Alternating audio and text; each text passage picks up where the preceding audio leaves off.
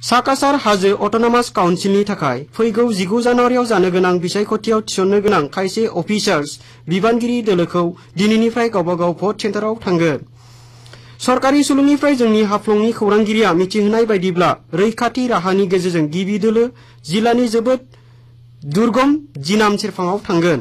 मुंख'नो हायोदि 28 साकासार हाजो autonomous council बिसायख'थिनि थाखाय गं 280 भट आजावनाय मिरु बानायदों।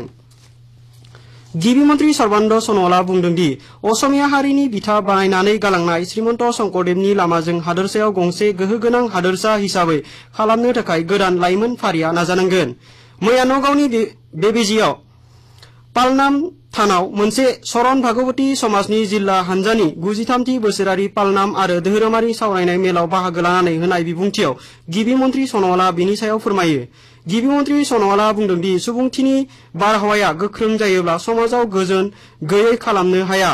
बे हाबाफारियाव मिरु हादोरसा रेल मन्त्रि राजेन गहाय, बिधायक रूपक शर्माखौ हमफानानै भागवती समाजनि सोद्रोमा आरो धोरोम सिबियारि सुबुंफोराबो बाहागो लादोंमोन।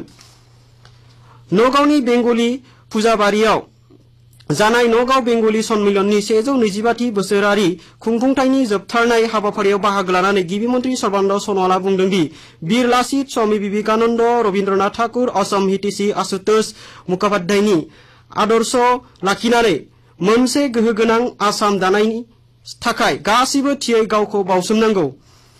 बिबुंथि दैखांनायाव गिबि मन्त्रिया असमिया आरो बाङालि राव सुबुंफोरा हादोरसायाव खौसेथिजों थाबोगासिनो होनना मुंख'नानै बे खौसेथिया थियै थाबाय थागोन होनना मुंख'लाङो।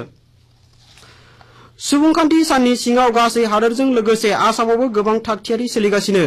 बे सानजों नोजोर लाखिनानै हादोरसायाव रैखाथि राहाखौ गोख्रों खालामनाय जादों। थिउरिया आफाद आरो मौलबादी हानजा सुबुंखान्थि साननि समफोराव गाज्रि थासारि खालामनो हागौ होनना CIDनिफ्राय मोननाय खारिथिनि गेजेरजों गासिबो जायगायाव गाज्रि थासारि जानायखौ हमथानो थाखाय सिग्रोमनाय हाबाया बांनायनिफ्राय बांबोगासिनो दं।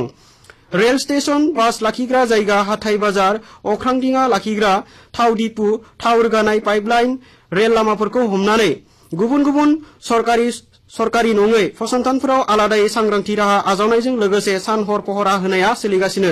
बेराफारसेथिं गुवाहाटीनि खानापारानि जुनार देहाफाहामसालि फरायसालिमानि गेलेग्रा फोथाराव मिरुआरि खुंफुंनो लानाय सुबुंखान्थि साननि थागथियारिया सोलिगासिनो दं। बेयाव आसाम पुलिसजों लोगोसे मिरु सोरखारनि गासिबोफ्राम रैखाथि फरायसालिनि फरायसा फरायसुलि, NCC, स्काउट एबा गुबुन गुबुन हानजाफोराबो खुंफुंनायाव बाहागो लागोन। लखिमपुरनि लीलाबारी आरो कलकाता अख्रां दिङानि गेजेराव मैयानिफ्राय थोंजोङै अख्रां दिङा सिबिथाया जागायजेनबाय। स्काइजेटनि बे बिरग्रा दिङाया लीलाबारी आरो कलकातानि गेजेराव नेमखान्थि बायदियै थांलाय फैलाय खालामगोन। बेनि गेजेरजों लखिमपुर आरो धेमाजि जिल्लाजों लोगोसे अरुणाचल प्रदेशनि गोजाम जायगानि सुबुंफोरनि थांलाय फैलायनि सायाव गोबां बिबांनि हेफाजाब जागोन होनना मिजिंथिनाय जादों। मैया लखिमपुरनि संसद प्रधान बर'आ बेखेवना होयो। गाहाय मन्त्रि नरेन्द्र मोदीआ हादोरनि गामि ओनसोलनि गासिबो जायगानि लामा फोनांजाबनाय राहाखौ सरजाबना लागोन होनना फोरमायदों।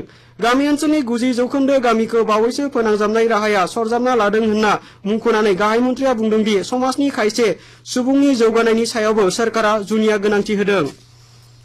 बेसाद आरो सिबिथाय कर राहानि सिङाव हा, धोन दौलत बायदि खोन्दोआव थुलुंगा होनायनि थांखिजों मिरुआ मोनसे सा-स्नि मन्त्रि हानजा आफाद दादों। गुजरातनि लेङाइ गिबि मन्त्रि नितिन पेटेला बे मन्त्रि हानजानि हांख्रायगिरि जागोन।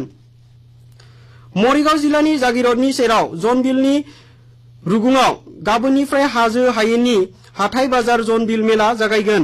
जागिरदनि सेराव सानथामारि बे जनबिल मेलानि थाखाय थागथियारिया गासैबो आबुं जाखाजोबबाय।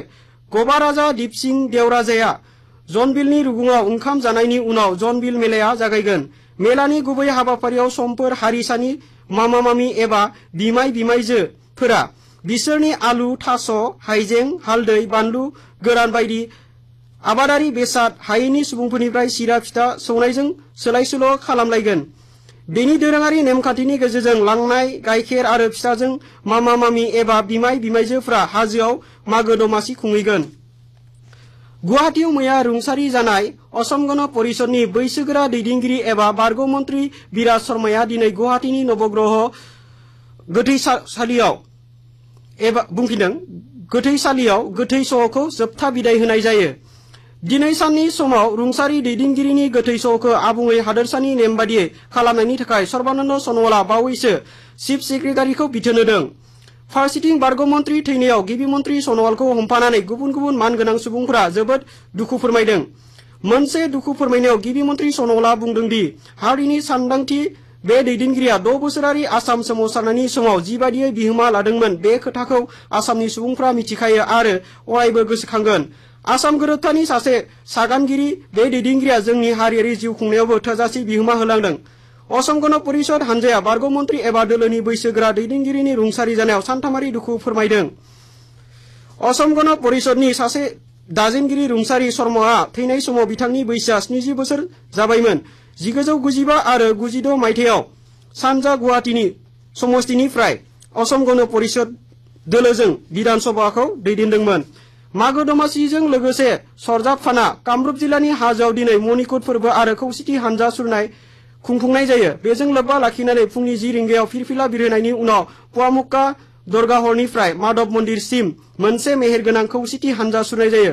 फारसेथिं कामरुप जिल्लानि बालिसत्रआव दिनैनिफ्राय सानबायारि मेहेरगोनां हाबाफारिजों बालिसत्र मेला फोरबो खुंफुंनाय जायो। बेजों लोगोसे दिनैनि बर' रादाबा एसेनोसै।